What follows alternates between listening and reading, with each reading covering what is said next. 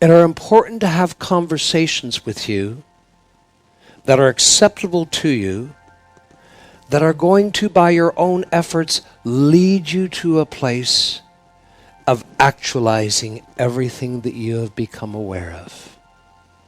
The Ascended Masters are teaching you now.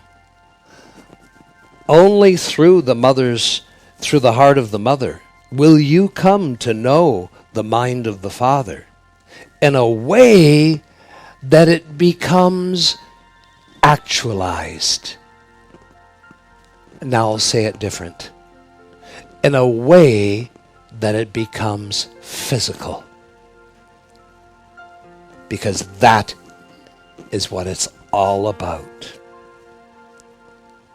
And when you think about the misuse of physicality, you think of the death and destruction and disease and poverty and what physical bodies go through. And then you think about other walks of life that teach spirituality, that you have to deny your body, you have to deny your physicality, or that you have to deny abundance in order to become spiritualized. All nonsense. Nonsense. So your sovereignty is important to you. And making sure you have teachings that you can apply, get some intervention from on high, so that you can then physically actualize it, feel it, become it. This weekend in Edmonton, we began a new series, Living a Beautiful Life. It's amazing the oneness of the consciousness of the student body. I said to a son last week before this weekend in Edmonton, I said to a son, the recordings of this weekend we're going to do in Edmonton may very well be the largest selling weekend event we have ever done. You watch. So what happened in part one of Living a Beautiful Life in Edmonton? The idea was presented that you are all, as soon as you are ready, going to have the opportunity to hit the reset button of your life. Let's just breathe into that for a moment. That you are all going to have the opportunity this year. It could be a week from now, it could be a month from now, it could be 3 months from now. Depends the preparation, depends upon the shift that you have inside. The ability to hit the reset button on your life with amazing physical results in your body and amazing results in your physical life. So all our conversations and discourses were about this, and they all led up to the Sunday morning of the event, and realizing if you're going to successfully, because by dynamic divine intervention and because of where you are in your spirituality, which is greater than you think, and that's a good thing, life is going to create a situation for you as soon as you're ready. It could be next week, it could be tomorrow, it could be 3 months from now. It depends on the shift that you allow. It's a shift that demands essential harmlessness. And the only way, we've talked about essential harmlessness. You know that essential harmlessness is one of the chambers of your heart. This is how important. And the only way we're going to come to it as an experience, actualized, there has to be an end of all conflict. And on Sunday morning, I discoursed the way to get there, and then guided the students into a meditation, a commitment meditation, a promise meditation to end all conflict, so that if you've ended all conflict, there is a metamorphosis. You shift into the next plateau of essential harmlessness. And it's in that place you can hit the reset button on your life. That part is so important that I asked the messenger to ask Alexander on sound to isolate my discourse and meditation on the Sunday morning onto a CD so that you could do it a number of times. I'd like to review that with you so that you have it tonight. There are ideas about choosing peace. You have to go the distance now. The total going the distance for peace means an end of conflict. And if we're going to come to an end of conflict that produces essential harmlessness, here is the answer. We must stop attacking. We must stop attacking. And it's a threefold activity. We must stop attacking. And the threefold activity of stopping attacking is the following. We must stop attacking our own mind, our body, our feeling. We must stop having secret thoughts, judgmental thoughts against our outer self, against our mind, our body, our feelings. When you think of this path that is before you, the resurrection of your mind, body, feelings, what kind of secret thoughts against? Oh, I'm so dumb. That is an attack against your mental body. Oh, I'm confused. Oh, I can't remember anything. You would be amazed. I'm not asking you to process this because I feel you're all awakened enough to realize all the ways, silent ways, sometimes not so silent, but mostly silent, where you attack your own mind, your body, your own feelings out of life. And if you do that, you're going to be in a state of conflict. Your outer self is going to be in a state of conflict. How are you going to resurrect an outer self in a state of conflict? So that's the first. A commitment to stop attacking my own mind, my body, my feelings. Number two, a commitment. I will not attack my spirituality ever again. That is so unacceptable to me.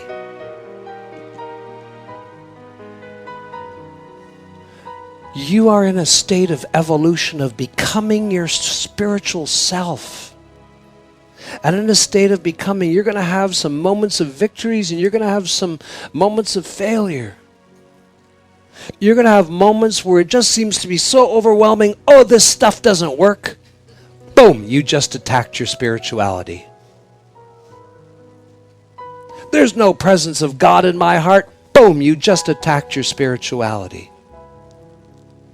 So the second commitment is, I will not attack my spirituality.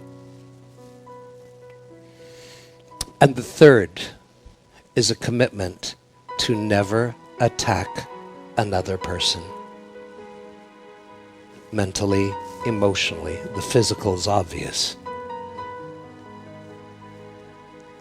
And this one is going to require a lot of thoughtfulness on your part, discernment.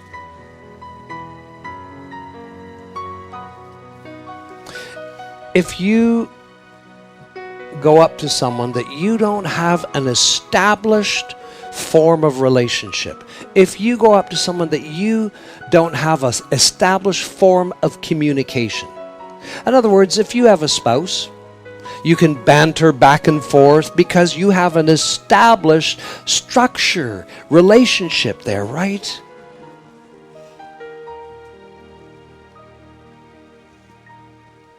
So in this room, there is Doris back there. Doris is a volunteer. And Connie is up here.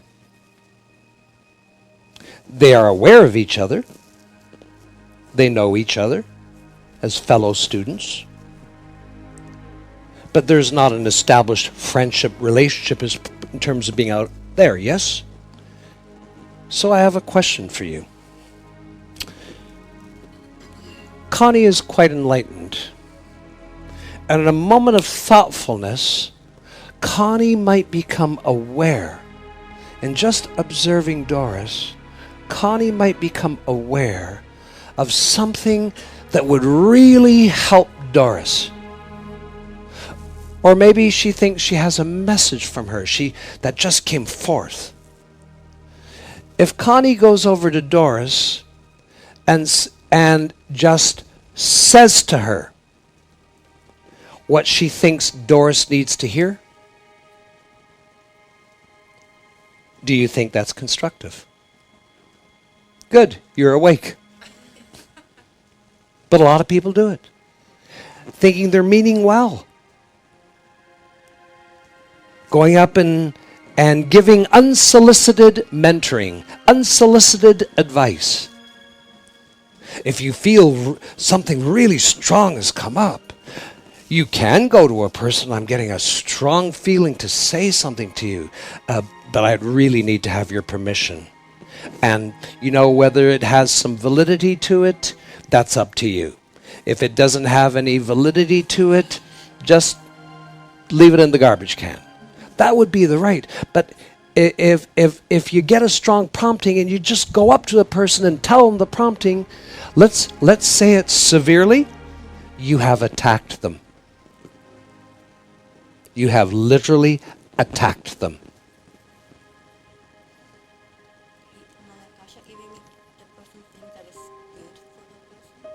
Yes, even if you think it's good, even if you think it's going to save their life.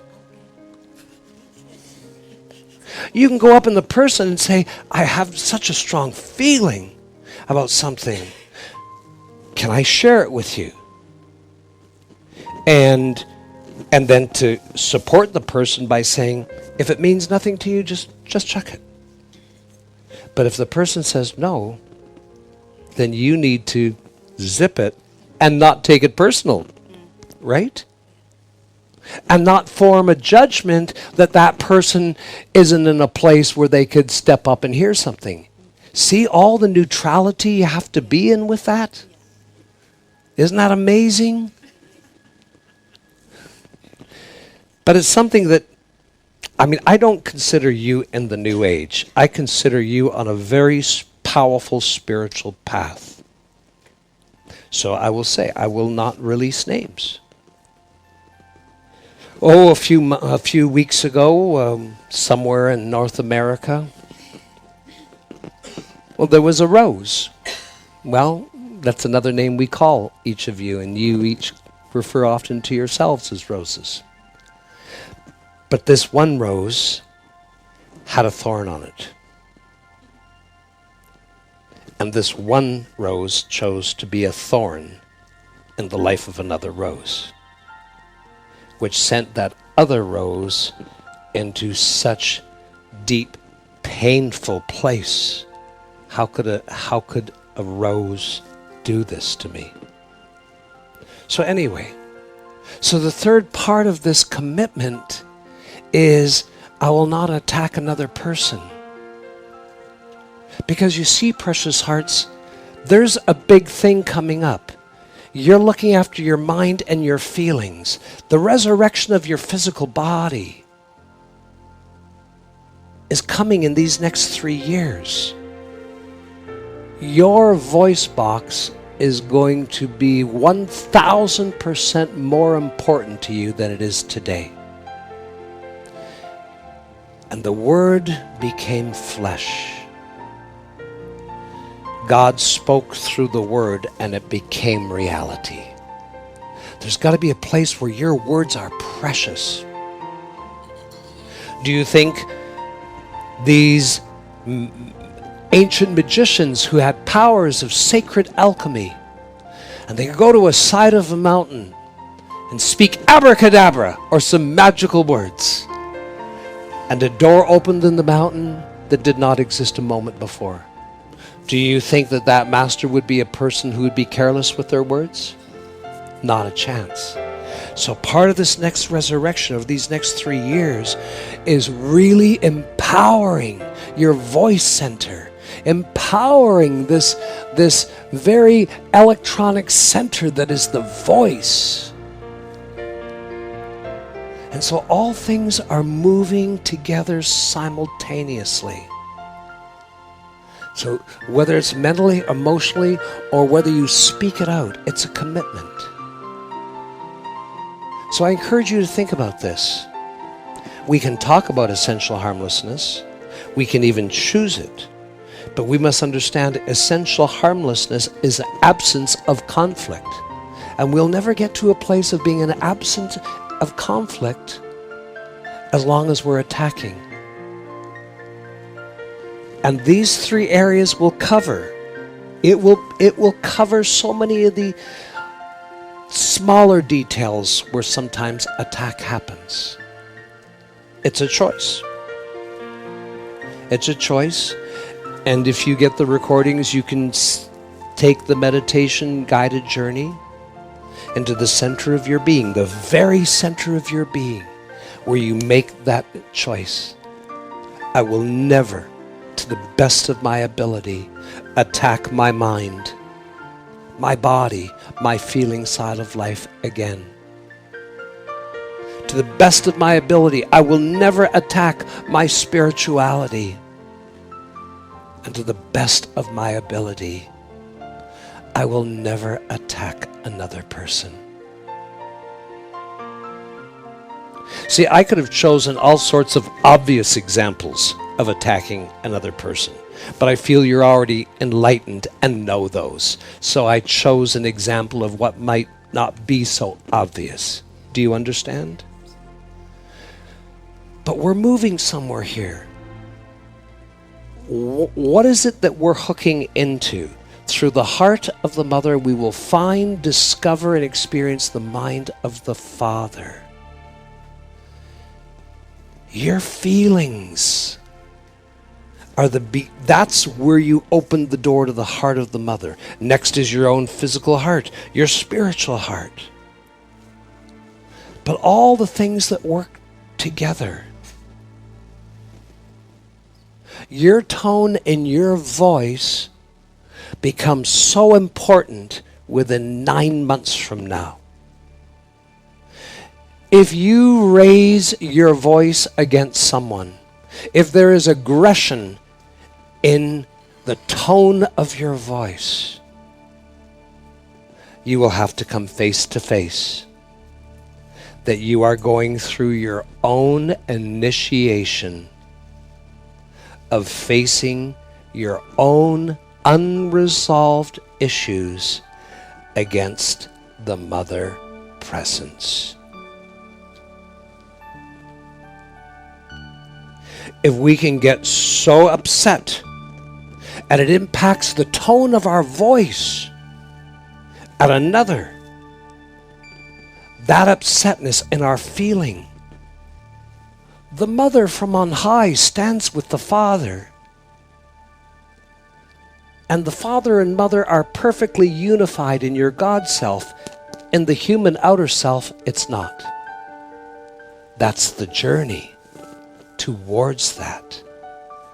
But to realize, precious hearts, your ability to unify, your ability to levitate, your ability to walk through walls, your ability to say in the future, what would be my ideal physical body? I would like to have a physical body that has an appearance of 28 summers or 22 summers. That's a choice that all of you within a 2-year period are going to have to make, because your body is going to be responding to every thought. You have spirit by the end of June, you will have a fully evolved heart. And this was the big thing that I got fierce about in Edmonton on Friday evening, getting the students to have a huge moment of realization of, wow, how far you have come. And right thoughts and a fulfilled spiritual heart restored. Even if you have some duality still going on in the mind. Ideal thoughts, outcomes, intentions with a fully spiritualized heart, and you look after the feminine side of life. Sometimes I have asked myself, and I have discoursed with a son, maybe we should have, yes, I should sometimes on myself, never on another, on myself. Maybe I should these last 15 years, instead of referring to your feeling body, maybe I should have referred to it as your feminine body. Because it is your feminine body. And your mind's your masculine body. And are you evolved? Can you handle this truth now? That if there's emotion against life in your in your feminine body, it's an attack against the mother. It's an unresolved issue. So even your voice will let you know. Because in the future, your ability to create delicate tones with your voice, in the same way a musician can artfully choose different notes in creating melodic, harmonious sounds, or the way a painter can take a palette of paints and colors and blend them and create new colors. In the future, your ability to tone your voice and create such powerful things in this world is going to be amazing. In your future, in these next 2 years, what is going on in your physical body, I want to make this really clear. So I'm going to back up. Over these next 2 years, what is going on in your physical body and what is going on in your physical reality is going to be so dramatically impacted by your voice. Your voice, your words, will stand in the center of your thinking and your feeling.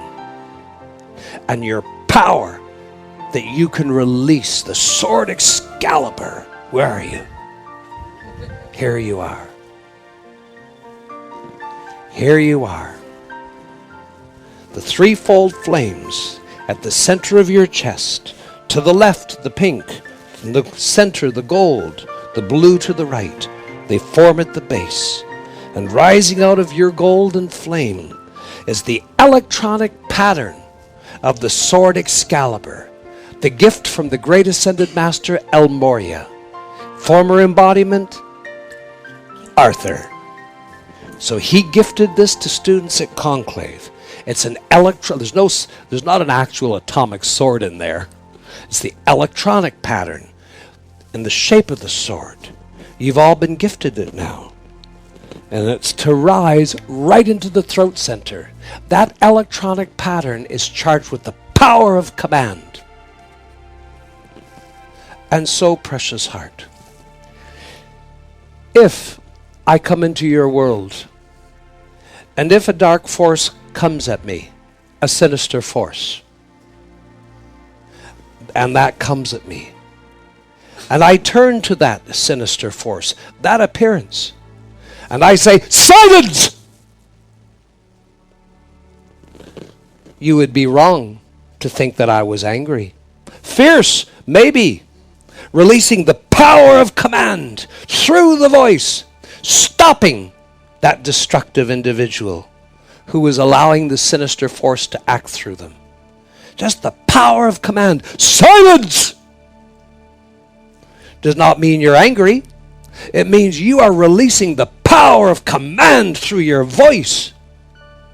So your voice is a great center place between your heart feeling and your mind brain.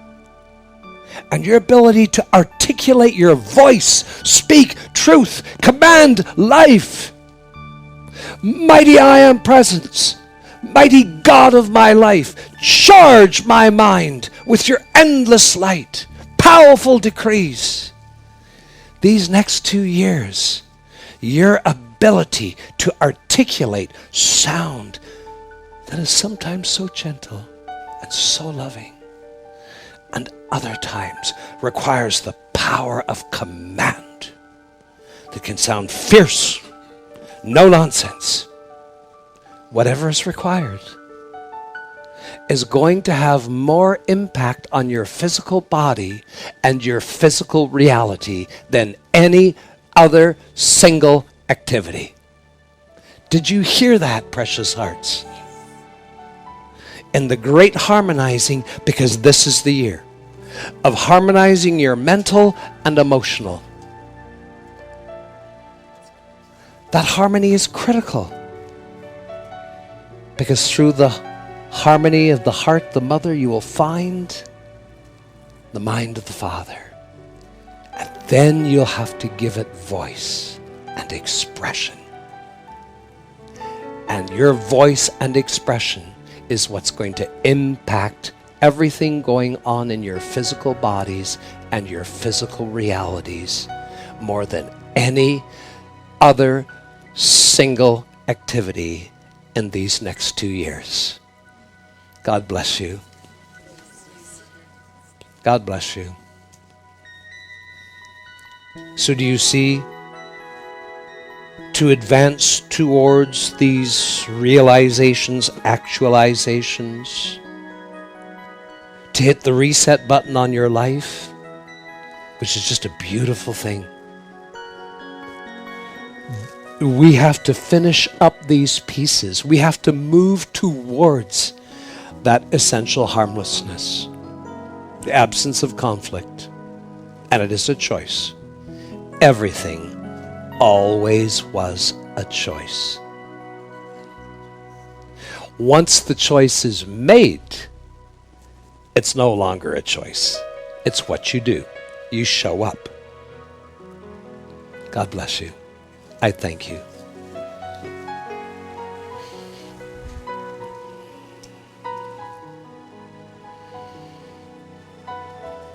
Who will try amongst you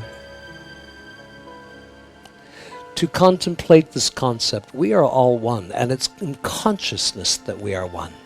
And even the greatest ascended cosmic beings are but an advanced and expanded being of my own consciousness, and then choose a master to have the experience of this awareness. Who will try? I encourage you. I thank you. Namaste.